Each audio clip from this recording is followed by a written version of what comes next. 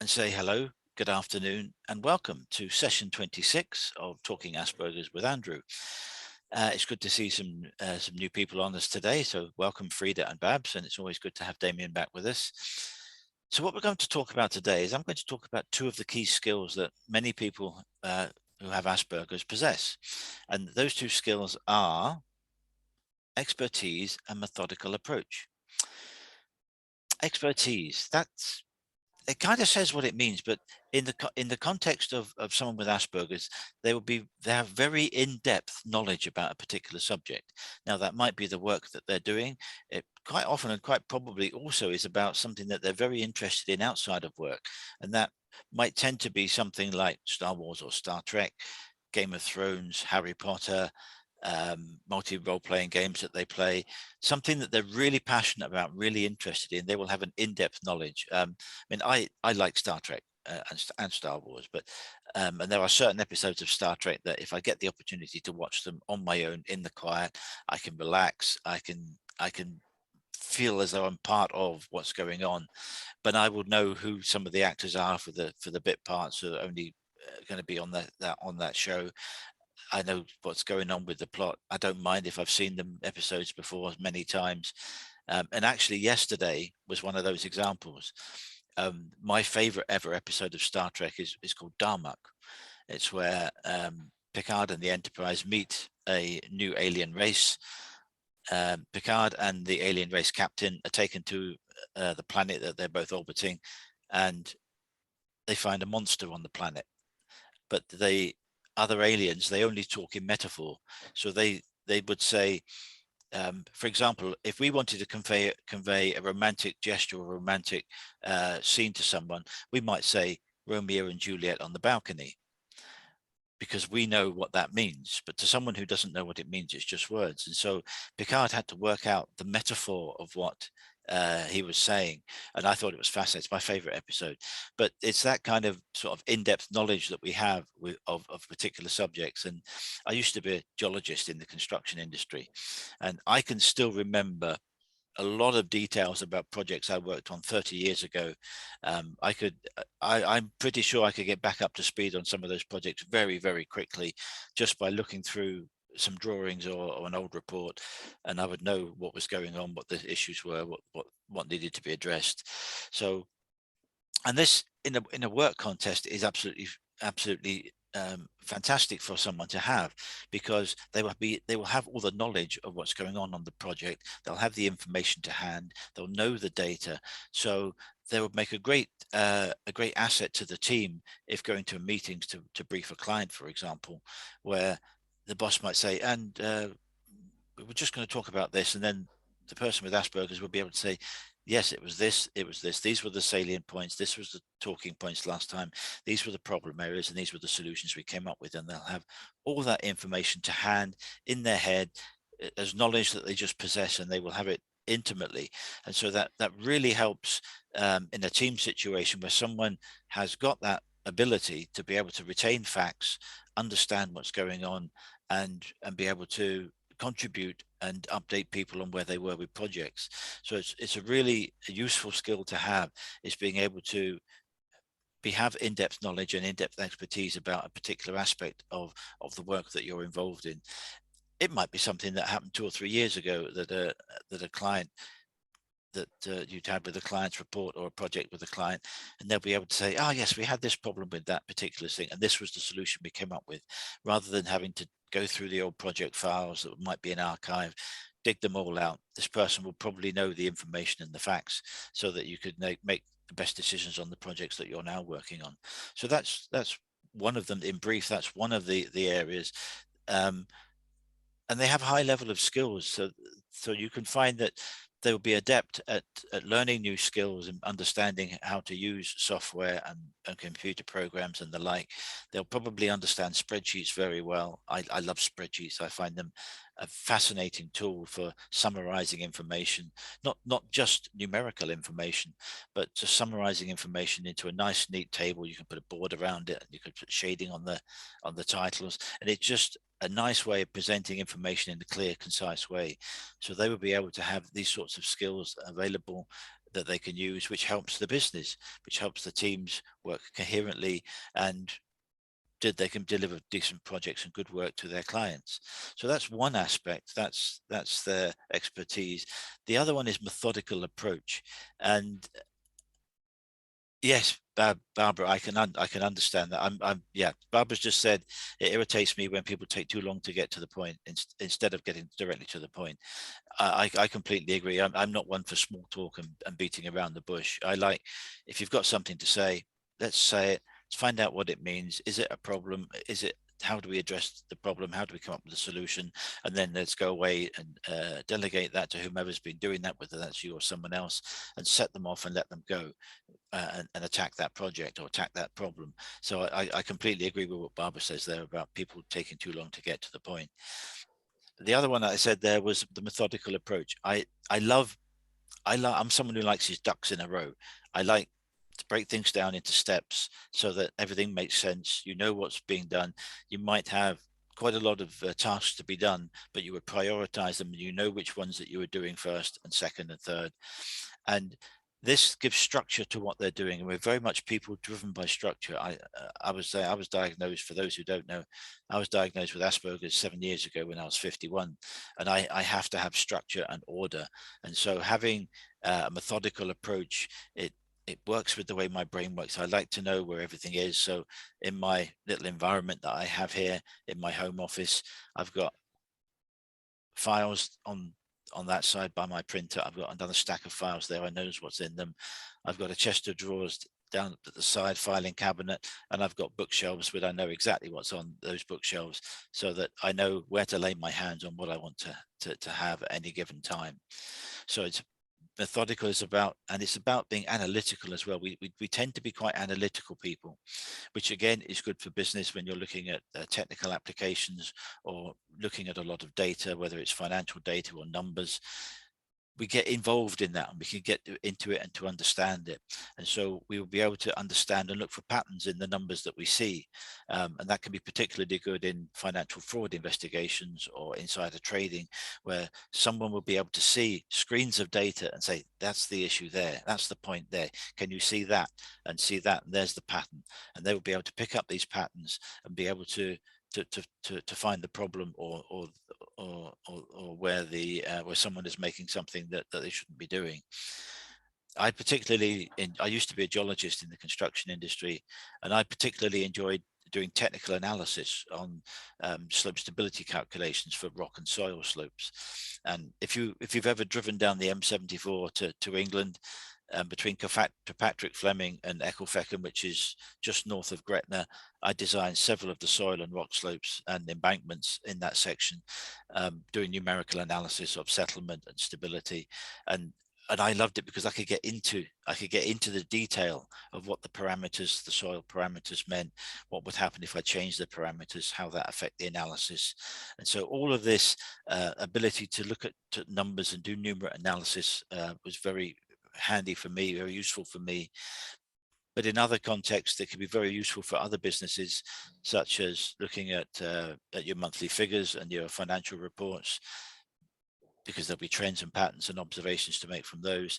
Working in accountancy, or as an economist, I was speaking to a lady a few weeks ago whose husband was an economist, and he was on the spectrum, and that was an absolutely ideal job for him, because he could see patterns in numbers, and he could spot the trends and know where to jump and where to invest and where not to invest. And so all of these things worked perfectly well for him in that environment. And so it's about finding the right environment and then supporting the people in that environment so that they can get the best out of themselves, and be good at what they do and be thorough. And we don't mind having repetition in what we do. We're quite happy doing the same task this week on a different job than we did last week, because we like the sense of structure that gives us, the sense of order, and we get into a routine of being able to do similar tasks over and over again on different sets of data. So accountancy is a great example of that, where you're guided by protocols and procedures, in need for accuracy and precision, and those sorts of things are ideal for someone in that sort of situation. So people with Asperger syndrome have a lot of skills to bring to the table, and you just need to support them in the right way so that they can be the best version of themselves that they can be, and they can provide good quality, reliable, repeatable information and data on projects to drive the business forward. So those are two of many of the key skills that some people on the spectrum have Asperger's or autism have. And I was going to throw the question open to others to see whether they've had experience of those skills or examples where they've used those skills in any way in a business sense.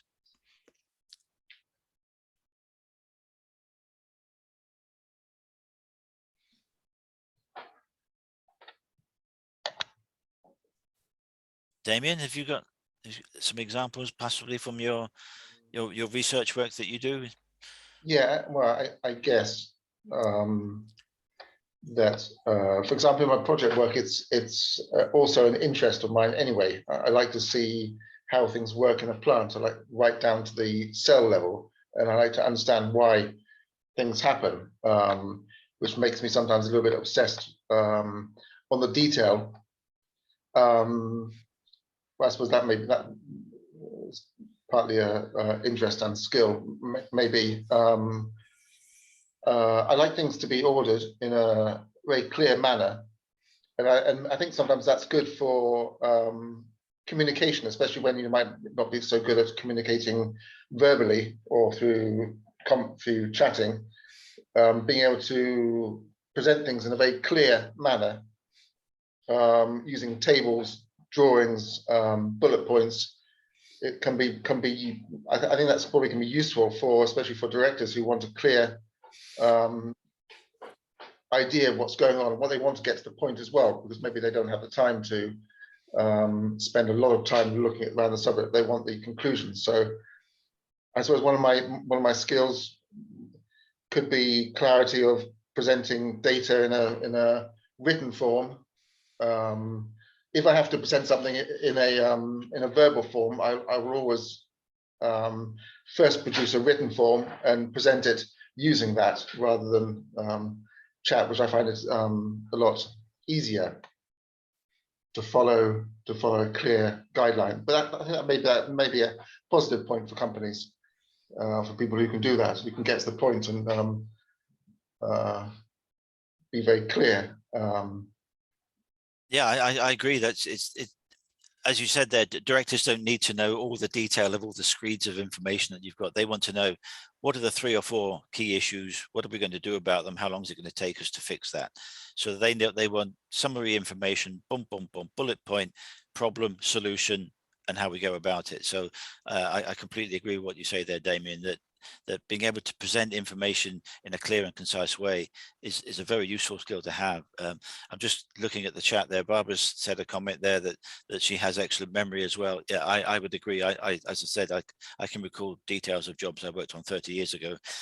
And yet, ask me what I had for dinner last Thursday night, and I couldn't tell you. But that's probably just me getting it short-term memory issues with my age. But I can recall information that I worked on a long time ago quite vividly and quite easily.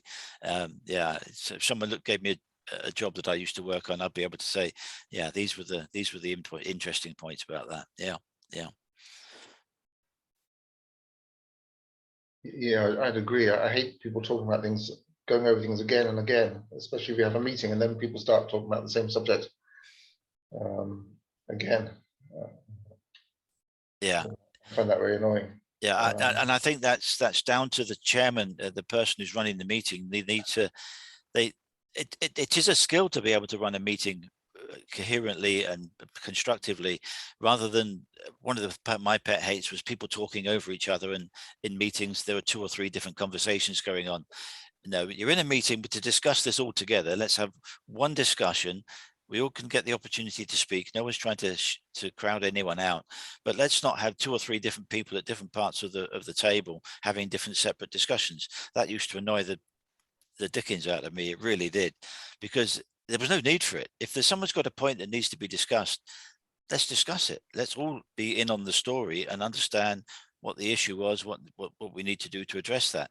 So having someone has the authority to control a meeting in that way is as important as the information that is being presented. Definitely. Yeah. We've got someone else just joining us, so we'll let them in.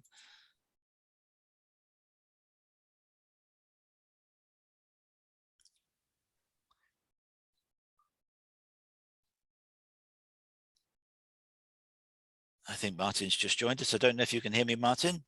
Hello, welcome.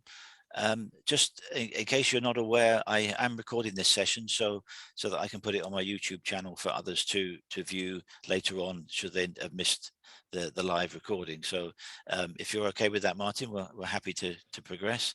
We were talking about expertise and order. And methodical approaches to things. So I was wondering if anyone else on the call has got some examples of how they use, what sort of skills that they use or have encountered at work. If anyone wants to.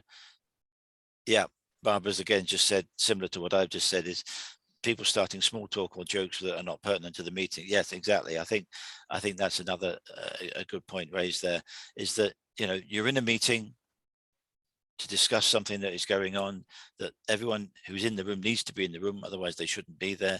So let's look at it, you know, in a constructive way, and have one meeting, and not be split into different groups, all having separate conversations, or someone going off on a tangent about something that's completely unrelated to the work, like what was on the television last night, or the football, or something. I used to get quite frustrated by that kind of behavior in meetings, because there's no need for it. You know, you've been invited to the meeting because your contribution is relevant. So let's knuckle down and get to the point of what we need to do, go through the agenda, and everyone get the opportunity to speak about what they need to speak about. So yeah, I completely agree with Barbara there. And I think that is, again, that's down to the chairman of the meeting being strong enough to be able to control everyone else, even if the opinions are quite forceful and different. You can still do that in a constructive way, so that everyone gets the opportunity to speak and be heard.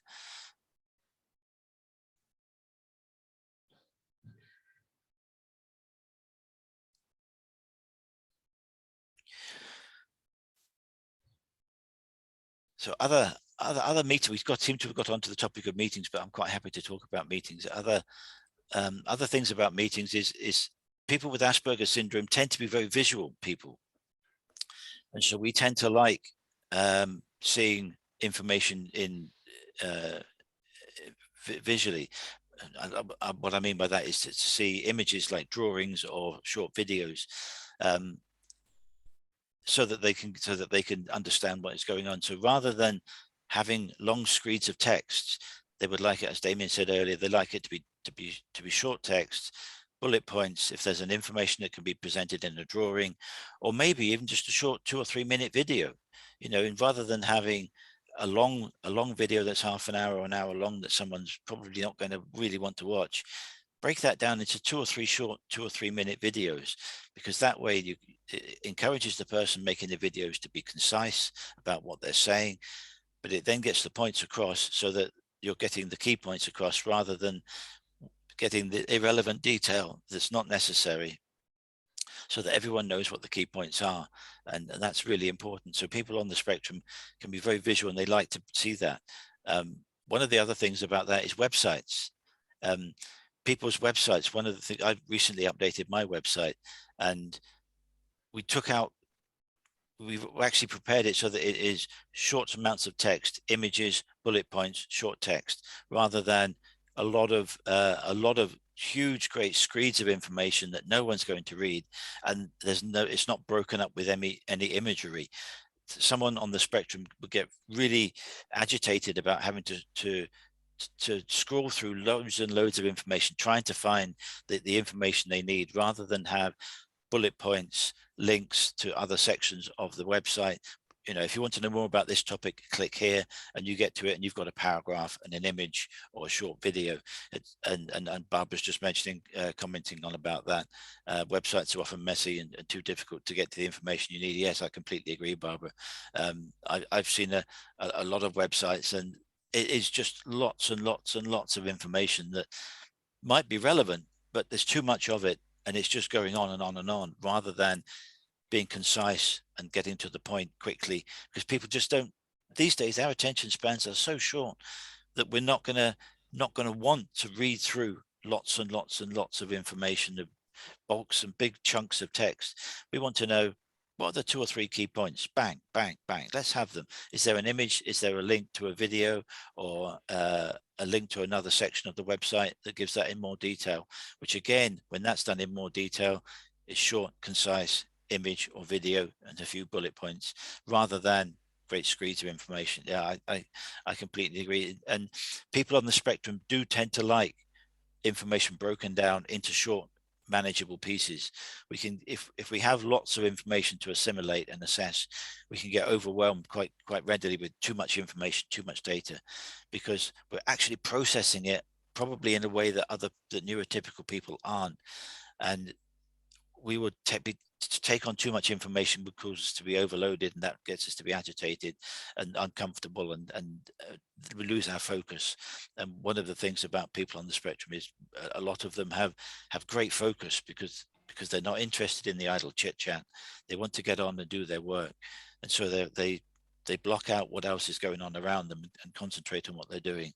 But if they have too many things to do, that will then, what do they give their attention to first? So if they have a lot of things to do, they would agree the priorities with their boss, with their line manager, so that they're focused on the one task that they're doing, and they do that, and they do that well. And then when that's done, report back, and then start the next task, and so on, rather than, I've got 20 things on my list to do and I can't cope with that. No, I'm doing this one thing today, and I'm going to do that and finish that.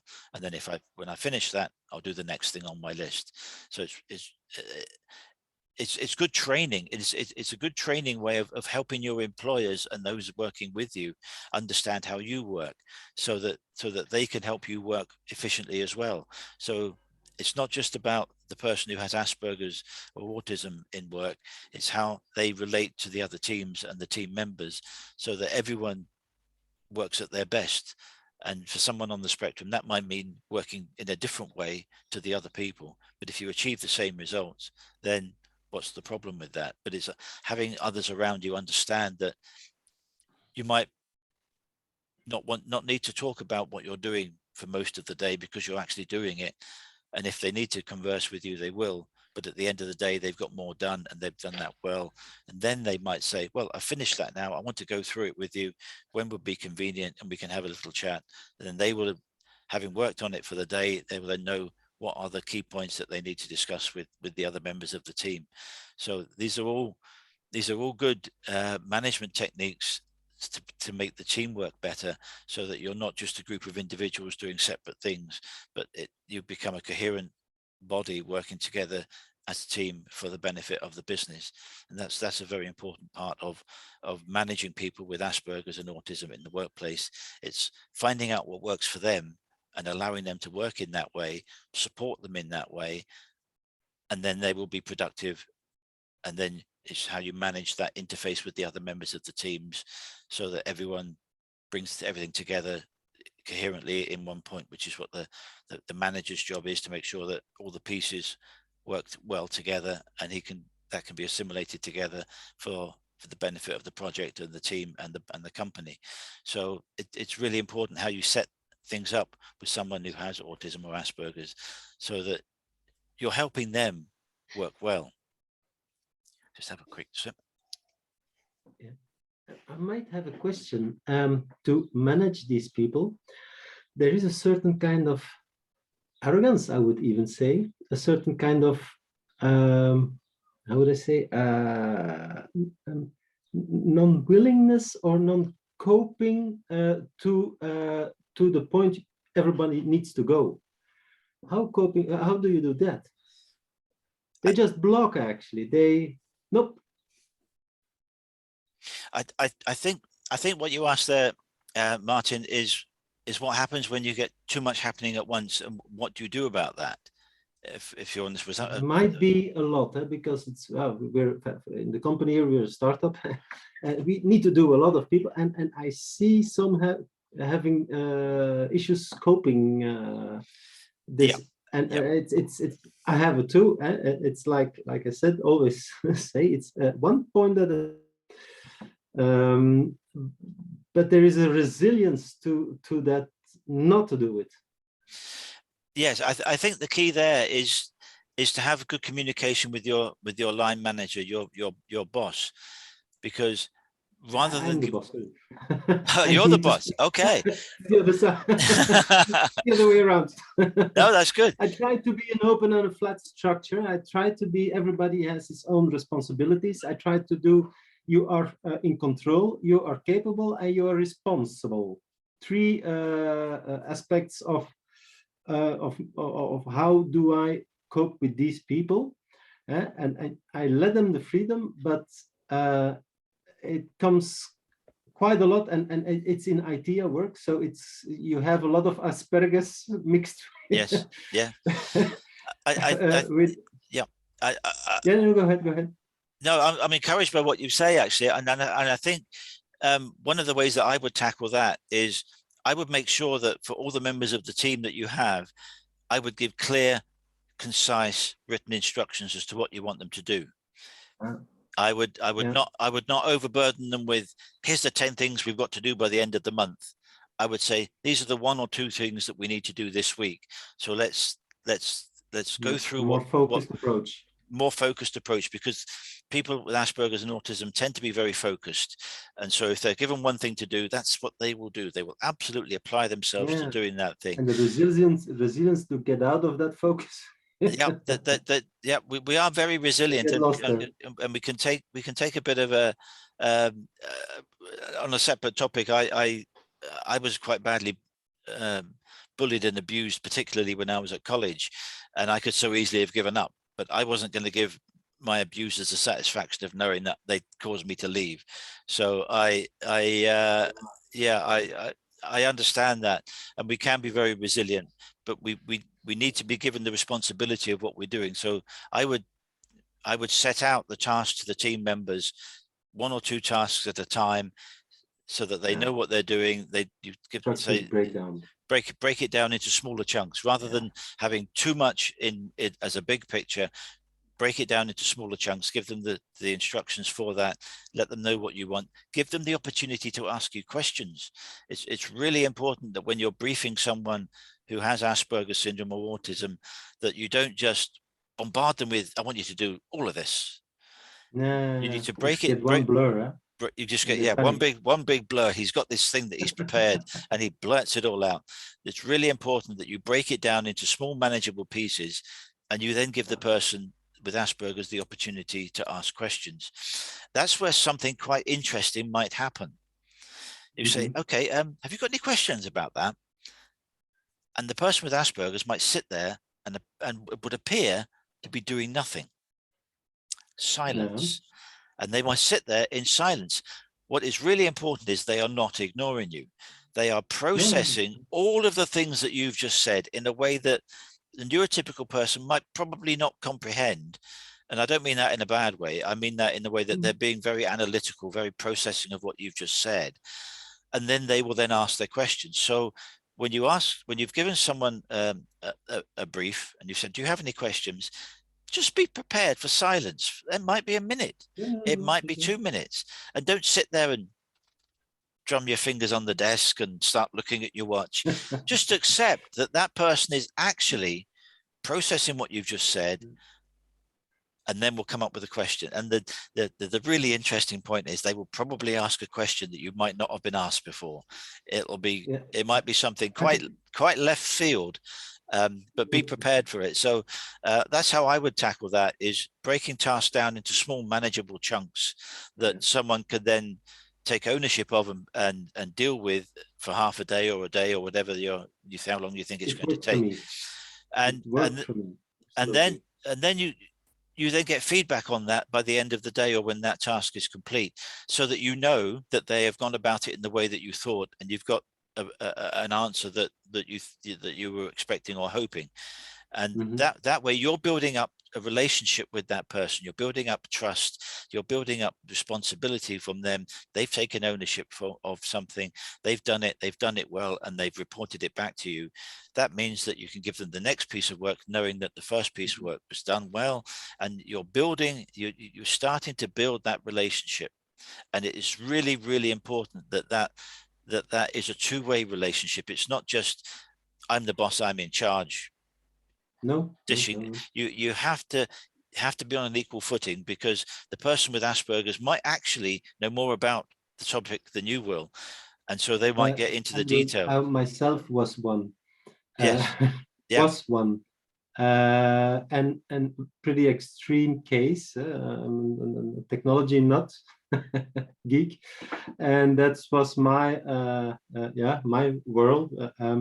But by breaking it down and by a lot of effort, it works. You can get out of that. You can remap your mind. Yes. Yes, I agree. And for me, it worked. So I try to do the same to people I work with who really clearly have it.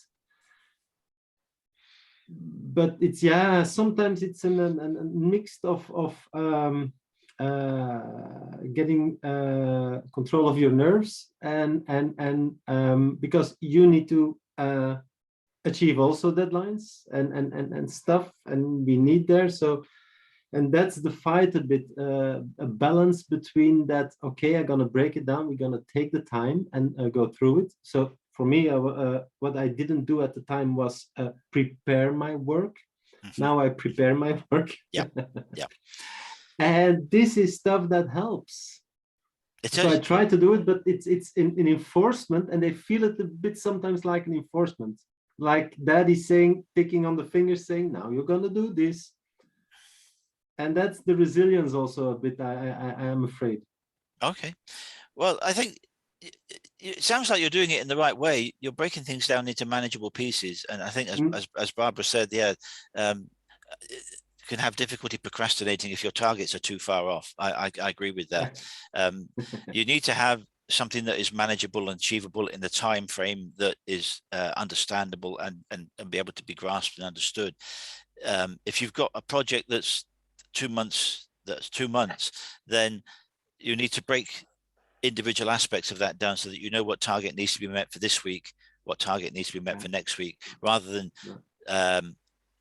letting the team loose on the whole thing and then not being in control of what's going on and not getting feedback. It's really important that you have regular updates and regular progress reports back from your teams so that you can guide them in the right way and help them. Yeah. So those things are really important. But it sounds like you've got the knack for it there, Martin. Yeah, well done. Well done. I have been finding it all my life with it, but the thing is, find a solution for yourself. It's always a customized solution. Nobody is the same. So, but it breaks down to the same thing. It's in a kind of absence of a focus around you, not only the thing you want to do. And it's pretty weird a bit that yeah. I agree, and everyone on the spectrum is different, and absolutely, and and that's where this working together, is building up positions of trust and responsibility and getting feedback. It's all part of building the team, building the relationship so that you understand how the person works and supporting them in working in that way, in the best way to deliver what you need to deliver. And the next person that you have who has Asperger's might work in a completely different way, want different ways of information being presented to them. So it's really important that that people understand that everyone on the spectrum is different and will react in a different way to different stimuluses and management techniques. Excuse me. Well, I'm having a very stimulating conversation with you all here today, but unfortunately we are run right out of time for the session, which I can't believe has flown by so quickly. So thank you all for coming on today on session 26, and I will be posting on Friday what next next week's session is about, and would like to, and if you're available, it would be great to see you on board. But thank you all for coming. Damien, Barbara, Frida, and Martin. Thanks very much for being on, and we'll catch up with you again another time. Take care. Thank you. Bye-bye.